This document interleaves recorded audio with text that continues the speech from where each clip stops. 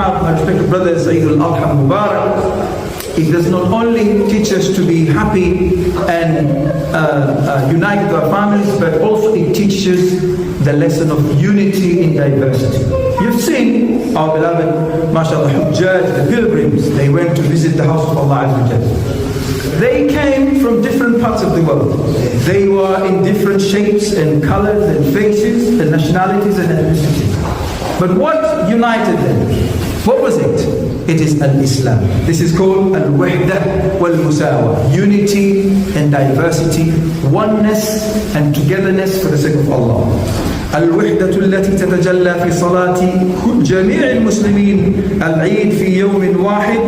And this is the union or the unity that we get in each and every salah. When we come there for Dhuhr, Asr, Maghrib, we get it. But when it comes to Hajj, this is a unique type of unity. Subhanallah. So in that sense, Muslims should never ever be racist. I always say this philosophy.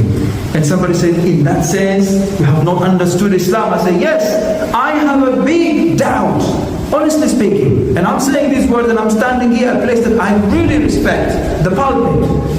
The majority of us Muslims have not understood Islam. Wallahi, we have inherited Islam from our mashayikh, from our fathers and our uncles and our mothers and our aunties. We take the Islam just like that. We have never studied Islam. And that's why you find a Muslim becoming a racist. A Muslim doesn't like, certain type of Muslim because of their skin color, because of where they come from. I don't get along with the Pakistanis. I don't get along with the Africans. I don't get along with this Americans. I don't get along with the whites. I heard these words from the Muslims. I say, who are you? I say, well, I'm a Muslim. You can see me with a long beard and think. So you're a long beard, you think that makes you a Muslim? Is that what you think? What did you learn from Hajj? Falsafatul Hajj. Falsafatul Eid Al-Adhaa. When we go there, we see whites, the non-whites, the Asians, the Caribbean. We see everyone. We see them. And this is one of the reasons, you all know that the story of Brother Malcolm X, the Islam that was practiced in America by our brothers, the Afro-American or Black American, it was different.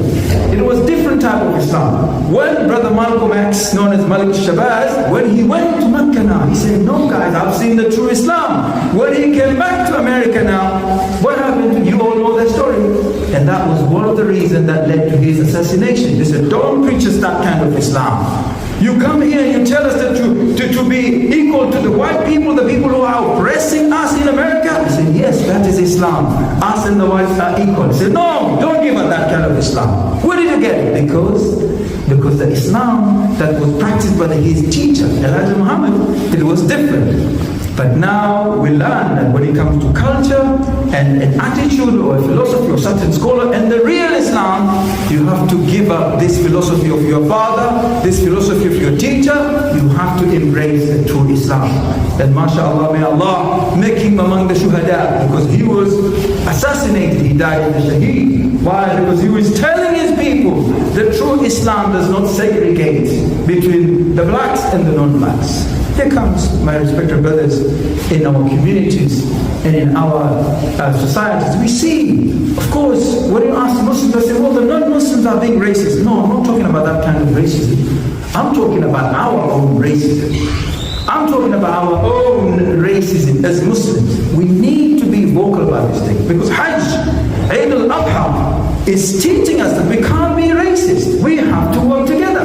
When we go from Mecca, are we pretending that we are equal? When we go there, worshipping one Allah, going to one house, labbaik Allahumma labbaik, labbaik la sharika labbaik, inna al-hamda wal ni'mata laka wal mulk la sharika lak. Is that a joke? No, that's not a joke. So if we embrace, we say we have come to you, Allah. Labbaik means we've come to answer you, Allah. La sharika lak, you have no partner. All the thanks, all the glorification is to you, Ya Allah. Meaning, we are coming out of here as equal as one nation. And if we had treated each other that way, wallahi wa billahi wa tallahi, today, Gaza, a tiny street known as Gaza, would have been treated the way it is treated. You know what? The non-Muslims sometimes when they look at us, they look at these people, the Arabs don't like the non-Arabs. The Asians don't like the black people. The black people don't like the Asians. They look at us like, these people, they're not civilized. I'm telling the facts. honest brothers. I'm telling the truth. So they know they can do anything to our brothers in that tiny street, and none of us can do anything. None of us can do it. We have the large, biggest armies and everything, but we can't do anything because we have been divided.